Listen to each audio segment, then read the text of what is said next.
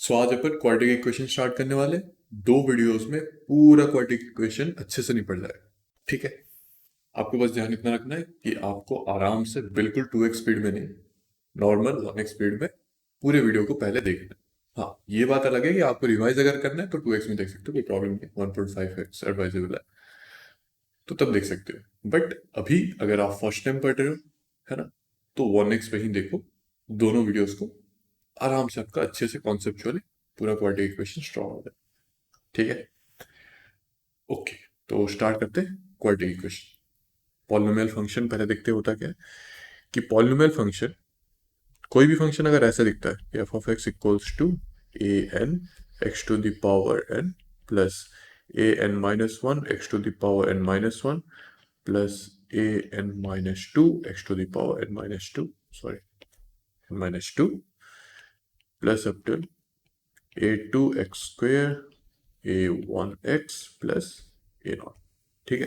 अगर कोई फंक्शन ऐसे दिखता है तो वो पॉलिनोमियल फंक्शन है। अब कुछ कंडीशंस है जहां पे कि A N minus one up till A zero जो है वो एलिमेंट ऑफ रियल नंबर है। दूसरा कंडीशन कि जो वेरिएबल्स के पावर है X to the power N x to the power N minus one या फिर A not X to the power zero, तो सारे होल नंबर्स होने चाहिए। तो मतलब एन जो है वो बिलोंग्स टू होल नंबर, है ना। तो इसका मतलब अगर मैं ऐसे लिख रहा हूँ f of x equals to 5, क्या ये पॉलिनोमियल है? हाँ बिल्कुल है, क्योंकि उसको अपन ऐसे लिख सकते हैं 5 into x to the power zero. ठीक है। अब मुझे बताओ f of x is equals to 5 x to the power minus, क्या ये पॉलिनोमियल है? नहीं, बिल्कुल नहीं है, क्योंकि डिग्री में या फिर पावर में इंटीजर है, मतलब नेगेटिव नंबर है। ठीक है, अपन खाली होल नंबर के लिए डिफाइन करते हैं। ये सही है। ओके। और एक चीज, जो हाईएस्ट पावर होता है पॉलिनोमियल फंक्शन में, वेरिएबल का जो हाईएस्ट पावर होता है वो उस फंक्शन का डिग्री होता है ना। तो अगर कोई बोला degree of the polynomial is 3, इसका मतलब जो एक्स टू द पावर 3 है वो उस फंक्शन का या फिर उस पॉलिनोमियल फंक्शन का हाईएस्ट पावर है ना। और एक चीज है कि अगर मान लो कोई बोल रहा है कि इस फंक्शन के दो फैक्टर्स है या फिर इस इक्वेशन के दो फैक्टर्स है, ये तब भी पॉसिबल है जब वो फंक्शन या फिर वो इक्वेशन पॉलिनोमियल, अगर वो ट्रिग्नोमेट्रिक फंक्शन है या फिर एक्सपोनेंशियल हो गया, क्रेडिट फंक्शन, कुछ भी बोलो, एक्सेप्ट पॉलिनोमियल, ये फैक्टर वाला चीज किसी में वैलिड नहीं है ना। तो अगर पॉलिनोमियल है तभी जाके उसके फैक्टर्स डिफाइंड है, वरना नहीं। सही है। ओके। ठीक है। और अगर मान लो आपको कांस्टेंट टर्म निकालना है, अच्छा इसको पहले बता देता हूँ कि ए एन जो है वो लीडिंग कोएफिशिएंट है, लीडिंग कोएफिशिएंट। और जो ए जीरो हो गया या फिर ए नॉट हो गया वो कांस्टेंट टर्म। अगर कहीं पे क्वेश्चन में दे रखा है कि लीडिंग कोएफिशिएंट इसका ये हो गया, इसका मतलब जो डिग्री वाला variable to the power degree है, वो वाला जो उसका जो कोएफिशिएंट है वो आपका लीडिंग कोएफिशिएंट हो गया। मतलब वो इम्प्लाई यही कर रहा है कि एक्स का जो डिग्री वाला टर्म है उसका जो कोएफिशिएंट है वो आपका लीडिंग कोएफिशिएंट है। ठीक। ओके। ओके। तो एक पॉलिनोमियल जो कि आपका बहुत ज्यादा यूज होने वाला है उसको अपन क्वाड्रेटिक इक्वेशन बोलते हैं या फिर क्वाड्रेटिक एक्सप्रेशन बोलते हैं। वो कुछ ऐसे दिखता है F of x equals to A X square plus B x plus C. मोरलेस आपको यही चीज अच्छे से पढ़ना है, बाकी तो है नहीं। ठीक है। तो ये जो एक्सप्रेशन दिखा आपको, इसका डिग्री क्या है? 2 है, तो इसको अपन क्वाड्रेटिक बोलते हैं। ठीक है। ये हो गया क्वाड्रेटिक फंक्शन या क्वाड्रेटिक एक्सप्रेशन। अगर मान लो ऐसा दे रखा है x square plus B x plus C equals to zero, ये हो गया आपका क्वाड्रेटिक इक्वेशन, ऑब्वियसली क्योंकि इक्वल टू साइन। और एक चीज, अगर मान लो आपका पॉलिनोमियल का जो डिग्री है वो n है, तो इसका मतलब उसके इन टोटल n ही रूट्स हो सकते हैं, ना उससे कम ना उससे ज्यादा। हाँ, ये हो सकता है कि रूट्स इक्वल हो, इमेजिनरी हो, डिस्टिंक्ट हो, रियल हो, कुछ भी हो सकता है, बट वो जो नंबर ऑफ रूट्स है वो n ही हो अगर उसका डिग्री n है ना। ओके। तो यहाँ पे क्वाड्रेटिक इक्वेशन का डिग्री क्या हो गया? 2 हो गया। तो यहाँ पे सिर्फ दो ही रूट हो सकते हैं, इससे ज्यादा नहीं, है ना। वो वैसी बात है, अगर मैं क्वाड्रेटिक बोलूँ इसका मतलब ये अंडरस्टूड होना चाहिए कि A is not equal to zero और ए बी सी जो है वो एलिमेंट ऑफ रियल नंबर्स होगी। है ना। अब रूट्स क्या होता है, रूट्स वो होते हैं जिसका मतलब जो वेरिएबल हुआ उसका जो वैल्यू जिस वैल्यू पे वो इक्वल्स टू जीरो आता है। मतलब अगर मैं इस एक्सप्रेशन या फिर इस फंक्शन में एक्स का कुछ वैल्यू डाला जिसके वजह से वो इक्वल टू जीरो आ गया, तो वो उस फंक्शन का रूट्स हो गया। ठीक है। तो क्वाड्रेटिक है, इसका मतलब इसके दो रूट हो सकते हैं, लेट से अल्फा और बीटा। तो क्या मैं इसको ऐसे लिख सकता हूँ, A times X minus alpha into x minus beta, है ना। और इस वाले को थोड़ा सिंप्लीफाई करके लिख दूंगा कि ए को कॉमन ले लिया, ये आ गया X square plus B X B by A X plus C by A equals to zero. और ये वाला हो गया A whole X square equals to A whole X square minus alpha plus beta whole X plus alpha beta. ठीक है। अभी ये वाला और ये वाला दोनों बराबर ही है, इक्वल टू जीरो। यहाँ पे क्यों लिखा मुझे नहीं पता, इक्वल टू जीरो था पहले से। हाँ, सही, ये हो गया। हाँ, तो ये इक्वेशन और ये इक्वेशन दोनों बराबर ही है ना। तो इसका मतलब जो अल्फा प्लस बीटा का वैल्यू हो गया वो minus b by a, alpha into beta का वैल्यू सी बाई। तो इससे अपन डिराइव कर लिए कि जो सम ऑफ फ्रूट्स हो गए वो हो गया माइनस बी बाई ए, और जो प्रोडक्टिव फ्रूट्स हो गए वो हो गया सी बाई ए। ठीक है। ओके। तो अगर इन जनरल बोलो, अगर आपका एन डिग्री पॉलिनोमियल है, इसको मैं कॉपी कर लेता हूँ,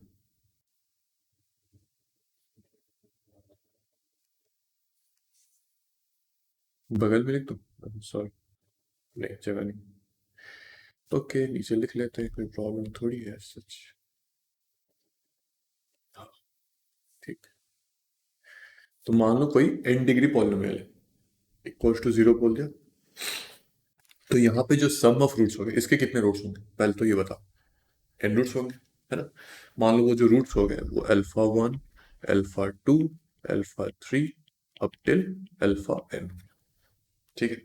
तो ये इसके रूट्स हो गए। अभी सम ऑफ रूट्स मतलब summation of alpha one plus alpha two plus alpha three, इसका वैल्यू क्या आएगा, minus A N minus one divided by a N. वैसे ही अगर मैं दो दो का पेयर बना रहा हूँ, summation of alpha one alpha two, मतलब alpha one into alpha two, alpha two into alpha three, alpha one into alpha three, ऐसे करते करते दो दो का अगर पेयर बना रहा हूँ तो कितने रूट्स होंगे, आई मीन सॉरी, उसका सम कितना है, वो हो जाएगा A N minus two divided by A N. वैसे ही अगर तीन का पेयर बना रहा हूँ, अल्फा वन अल्फा टू और अल्फा थ्री, ये आ जाएगा minus A N minus three divided by A N. वैसे ही अगर मैं आर रूट्स का polynomial, I mean R roots का प्रोडक्ट का सम बना रहा हूँ, मतलब A one A two A three up till A are, वैसे आर आर चूज करके, आर आर रूट्स चूज करके उनको मैं r r r r r okay, तो आर आर चूज करके उनका सम निकाल रहा हूँ। तो उसका वैल्यू क्या है, उसका वैल्यू मतलब पहले तो लिख ही लेते हैं, summation of alpha one alpha two alpha r. यहाँ पे ये समझ में आना चाहिए कि जो अल्फा आर है वो लेस देन एन है। ठीक है। ओके, लेस देन या फिर इक्वल पे, दोनों चाहिए। तो ये हो गया A N minus R divided by A N. अब प्लस होगा या माइनस होगा मुझे क्या पता, ऐसे लिख लेते हैं, minus one to the power r. अगर आर आपका ऑड नंबर है तो नेगेटिव आएगा, इवन है तो पॉजिटिव आएगा। ठीक है। ओके। वैसे ही अगर मैं सारे रूट्स का प्रोडक्ट निकाल रहा हूँ, alpha one into alpha two into alpha three up till alpha N, तो ये आ जाएगा constant term A not by A N, positive या negative minus one to the power N. ठीक है, डिपेंड करता है एनी ऑड वाला डिग्री पॉलिनोमियल है या फिर इवन डिग्री पॉलिनोमियल है ना। ओके, ये हो गया। ओके, और कुछ बचा, और कुछ, अरे हाँ मेन चीज तो भूल ही गया। अगर कोई क्वाड्रेटिक इक्वेशन दे रखा है, यहाँ पे कर लेता हूँ, हाँ यही पे तो इक्वेशन है। तो अगर क्वाड्रेटिक इक्वेशन दे रखा है तो इसके जो रूट्स हो गए एक्स इक्वल्स टू, दो रूट्स आएंगे, एक हो गया माइनस बी प्लस और minus root over of B square minus four A C upon two A. ठीक है। तो जहां पे कि B square minus four A C क्या हो गया, इसको अपन डिस्क्रिमिनेंट या फिर डी से डिनोट करते हैं। ये बहुत ज्यादा इंपॉर्टेंट है, मतलब फॉर्मूला तो इंपॉर्टेंट है ही, आप हालांकि सबको याद होगा, 10th में पढ़े थे। बट ये जो डी का वैल्यू है वो रूट्स के बारे में बहुत कुछ बताता है। इनफैक्ट यही है जो सब कुछ होगा, सब कुछ नहीं, अराउंड 90% चीजें डी ही बता देते हैं। ओके, रूट्स के बारे में। ठीक, तो अभी ग्राफ देखते हैं। किसका? क्वाड्रेटिक का। मान लो कोई क्वाड्रेटिक इक्वेशन दे रखा है, A X square plus B x plus C equals to 0। नहीं, एक काम करते हैं, ऐसे लिख देते हैं, ये f of x equals to ये। ग्राफ प्लॉट करना है ना, यहाँ पे ये चीज आपको बॉदर नहीं करना चाहिए कि ए इज इक्वल्स टू 0 और सॉरी नॉट इक्वल्स टू 0 और ए बी सी जो है वो रियल नंबर है। ठीक है, ये अंडरस्टूड होना चाहिए। ठीक, तो अभी मैं ग्राफ प्लॉट करूंगा, ये इसका जो ग्राफ आता है वो पैराबोलिक आता है, पैराबोलिक। ठीक है, तो दिखता कुछ ऐसे हो गया, और ऐसे दिख सकता है या फिर ऐसे दिख सकता है। इसके दो और पॉसिबिलिटीज हो सकते हैं।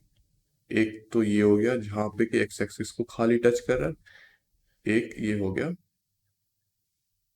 फेसिंग डाउनवर्ड है बट वही एक्स एक्सिस को टच कर रहा है, तीसरा कि टच ही नहीं कर रहा, वैसे यहाँ पे भी टच ही नहीं कर रहा। ओके, अब यहाँ पे ध्यान ये रखना है कि अगर फेसिंग अपवर्ड है पैराबोला, तो यहाँ पे कोफिशिएंट ऑफ एक्स स्क्वायर जो है वो ग्रेटर देन 0 हो जाएगा। अब तीनों केस में देखते हैं। अच्छा, ये तो फिर से बता देता हूँ कि ये लेस देन 0 अगर ए पॉजिटिव है फेसिंग अपवर्ड होगा, अगर ए नेगेटिव है तो फेसिंग डाउनवर्ड होगा, अगर ए 0 है तो क्वाड्रेटिक ही नहीं है। ठीक, ओके। अब यहाँ पे आपने अगर नोटिस किया होगा तो एक्स एक्सिस को दो पॉइंट्स पे कट कर, मतलब इसके दो रूट्स होंगे और अलग अलग रूट्स होंगे, एक ये वाला, एक ये वाला। अच्छा मुझे बताओ, ये वाला एक्सप्रेशन को देख के इसको यहाँ पे लिख ही लेता हूँ कि x equals to minus B plus और minus root D by 2a। Okay, तो यहाँ पे ये जो रूट डी हो गया, यहाँ पे प्लस और माइनस रूट डी है। अब इसके दो डिस्टिंक्ट रूट्स हैं, है ना, तो इसका मतलब इसका कुछ भी वैल्यू डाल दो एक्सेप्ट 0, दो अलग अलग ही रूट्स आएंगे, आएंगे ना। ओके, अब कुछ भी डाल दो मतलब कुछ भी मोटा में डाल देना, डी जो है वो रूट के अंदर है, तो इसका मतलब वो पॉजिटिव होना चाहिए, इतना तो सबको आइडिया है। सो यहाँ पे डी जो है वो ग्रेटर देन 0 हो गया। तो अगर मुझे रूट्स रियल एंड डिस्टिंक्ट चाहिए तो डी ग्रेटर देन 0 होना चाहिए। ओके, वैसे ही यहाँ पे क्या है कि दोनों रूट्स बराबर है ना, तो यहाँ पे अगर डी के जगह या फिर रूट ओवर और डी के जगह 0 आ गया तो दोनों रूट्स बराबर हो जाएंगे, जो कि माइनस बी बाई 2a हो गया, है ना। तो ठीक है, यहाँ पे भी समझ में आएगा कि D is equals to 0। Last वाला कंडीशन में या फिर लास्ट वाला क्राइटेरिया में रूट्स है ही, ये एक्स एक्सिस को कभी टच ही नहीं कर रहा या फिर इंटरसेक्ट ही नहीं कर रहा, तो इसका मतलब इसके कुछ भी रूट्स नहीं है ना। अब रूट्स नहीं है मतलब इमेजिनरी या फिर नॉन रियल रूट्स है, कॉम्प्लेक्स। ठीक, तो यहाँ पे अपन बोल सकते हैं कि जो डी हो गया वो लेस देन 0, है ना। नीचे वाले के लिए वही है कि d greater than 0, d equals to 0, d less than 0। ठीक है, तो ग्राफिकली मोरलेस आपका ये हो गया। अब आपको ये दोनों जो ग्राफ्स है या फिर ये दोनों आइडियाज आपको अच्छे से ध्यान में रखना है।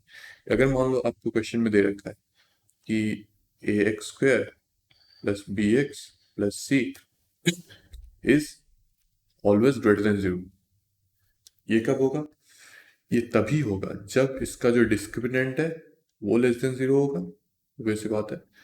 दूसरा, मतलब यहाँ पे for all values of x, all x belongs to r, और ऑल ऐसे लिख लेता हूँ, for all x belongs to r, मतलब कोई एक क्वाड्रेटिक एक्सप्रेशन का वैल्यू हमेशा पॉजिटिव आ रहा है for any value of x या फिर any real value of x, तो उस केस में डी जो है वो लेस देन 0 होना पड़ेगा, और दूसरा ए जो है ग्रेटर देन 0 होना पड़ेगा, दूसरा ए जो है ग्रेटर देन 0 होना पड़ेगा, है ना।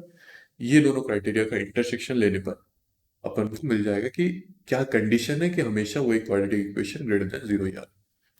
ठीक उसी तरीके से A X square plus B x plus C जो है वो हमेशा लेस देन 0 आ रहा है, है ना, तो यही वाला ग्राफ होगा। ठीक है, तो यहाँ से समझ में आ रहा है कि D is less than zero, but idea ये है कि A should be also less than, तो मतलब A should be less than zero और डी लेस देन जीरो, ये कंडीशन है ना। ऑब्वियस सी बात है, यहाँ पे ध्यान ये रखना है कि जो कोफिशिएंट ऑफ एक्स स्क्वायर है वो पॉजिटिव या नेगेटिव ही हो रहा है, जीरो नहीं हो रहा। अगर जीरो हो रहा है तो उसका क्राइटेरिया अलग से चेक करना पड़ेगा। ठीक है। हाँ, कंडीशन फॉर कॉमन रूट्स।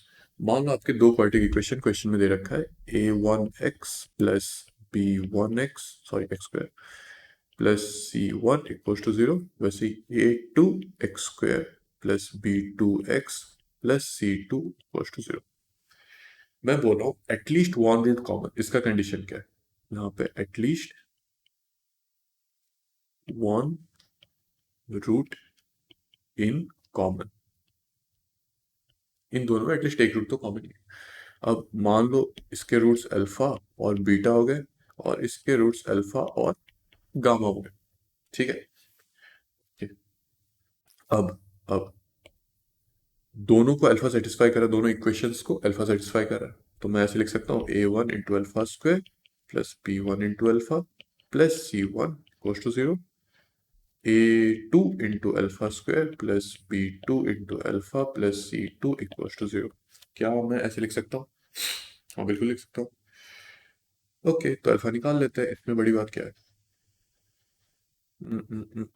तो alpha square divided by cross multiplication वाला मेथड लगा रहा हूँ, जिसमें कि b1 into c2 minus c1 into b2, b1 c2 minus c1 b2 equals to alpha divided by c1 a2 minus a1 c2 equals to 1 divided by a1 b2 minus b1 a2। ठीक है, क्या ये समझ में आया? आया हाँ, समझ में आ गया।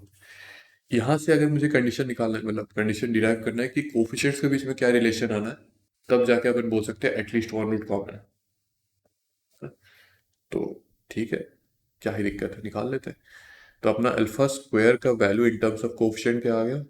b1 c2 minus c1 b2 divided by a1 b2 minus b1 a2। Okay okay okay. तो वैसे ही अल्फा का वैल्यू क्या आ गया? अल्फा इक्वल्स टू, हाँ हाँ, रूट ओवर ऑफ उसका तो होगा ही, दूसरा वाला c1 a2 minus a1 c2, c1 a2 minus a1 c2 divided by a1 b2 minus b1 a2। Okay, ठीक है।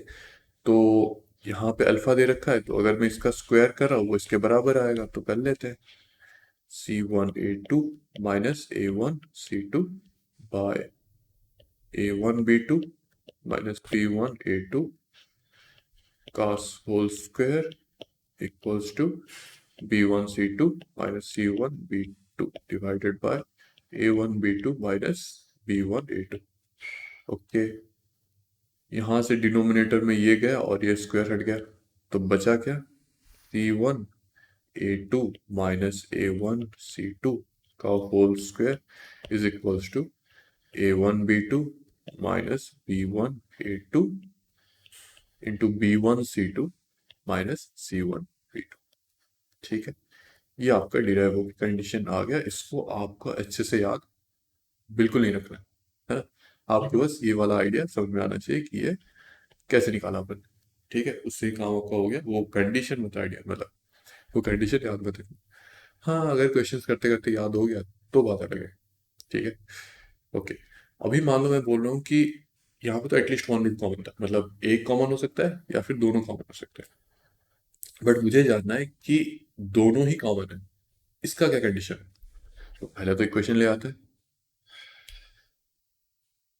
दोनों रूट्स ही इन इक्वेशन में कॉमन है।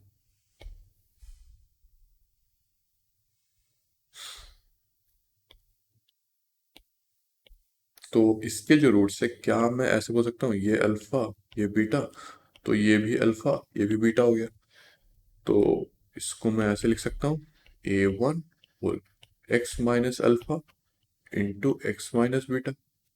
Beta beta is equal to 0, वैसे ही a2 whole x minus alpha into x minus beta is equal to 0। मतलब ये दोनों इक्वेशन खाली बराबर ही है, बस कांस्टेंट जो मल्टीप्लाई हो रहा है वो अलग अलग है ना। तो इसका मतलब पूरे इक्वेशन में वो कांस्टेंट मल्टीप्लाई हो रहा है, मतलब इक्वेशंस के जो कोफिशिएंट है उनका रेशियो एग्जैक्टली सेम आएगा। ठीक है, तो a1/a2 is equal to b1/b2 is equal to c1/c2। यह आ गया आपका कंडीशन कि बोथ द रूट्स कॉमन। ठीक। अच्छा, यहाँ पे एक टिप है प्रॉब्लम सॉल्व करने टाइम, आपको हमेशा डी को चेक करना है ना, कि डी आ क्या रहा है। क्योंकि क्योंकि अगर डी आपका इरेशनल आ रहा है, अगर डी आपका इरेशनल आ रहा है तो वो कॉन्जुगेट पेयर में आएगा, है ना, क्योंकि minus B plus root d by two है, दूसरा वाला root minus b minus root d by two, तो दोनों कॉन्जुगेट पेयर में आ गया। अगर दोनों कॉन्जुगेट पेयर में आ रहा मतलब इक्वेशन का अगर कोई एक रूट, दोनों में से कोई भी एक रूट अगर मैच कर रहा है, कि एक root minus B plus root d by two है, दूसरे इक्वेशन में भी minus B plus root d by two match कर रहा है, तो सेकेंड वाला रूट मैच करना अनिवार्य है। खैर मैच करेगा ही करेगा क्योंकि कॉन्जुगेट पेयर में फॉर्म हो रहा है। ओके, ठीक है। तो अगर मैं नोट्स बनाऊं या फिर नोट बनाऊं, कहाँ पे बनाऊं, पेपर बनाऊं, यही भी लिख लेता हूँ कि अगर मुझे प्रॉपर्टीज ऑफ रूट देखना है तो मान लो A X square plus B x plus C equals to 0, इसके रैशनल रूट से मुझे इसका कंडीशन चाहिए। तो क्या होगा, ये जो डी है ना उसको परफेक्ट स्क्वायर होना पड़ेगा, और जो ए बी सी जो कोफिशिएंट्स है वो रैशनली होना पड़ेगा। ठीक है, अगर मुझे रैशनल रूट चाहिए तो। ठीक, वैसे ही अ, अगर इरेशनल रूट हो रहा है तो ये हो जाएगा कि मुझे मतलब इसका जो रूट्स है वो इरेशनल, ये वाला रैशनल का कंडीशन आ गया। इरेशनल रूट्स के लिए ए कॉमा बी कॉमा सी जो है उनको रैशनल होना पड़ेगा, और डी जो है वो नॉन परफेक्ट स्क्वायर होना पड़ेगा। ठीक है, वैसे ही अगर कॉम्प्लेक्स होना है तो कॉम्प्लेक्स भी कॉन्जुगेट पेयर में फॉर्म होता है ना। तो ए बी सी रियल होना पड़ेगा, एलिमेंट ऑफ आर, और डी जो है वो लेस देन 0 होना पड़ेगा। ठीक, तो हमेशा याद रखना कि जो अगर कॉम्प्लेक्स या फिर सॉरी, हाँ अगर कॉम्प्लेक्स या फिर इरेशनल रूट फॉर्म हो रहा है तो वो हमेशा कॉन्जुगेट पेयर फॉर्म। ठीक है, कॉन्जुगेट का मतलब तो बताया ना, मान लो ये ए प्लस बी हो गया, ए माइनस बी इसका कॉन्जुगेट पेयर है। ठीक, और वाइस वर्सा। सही है।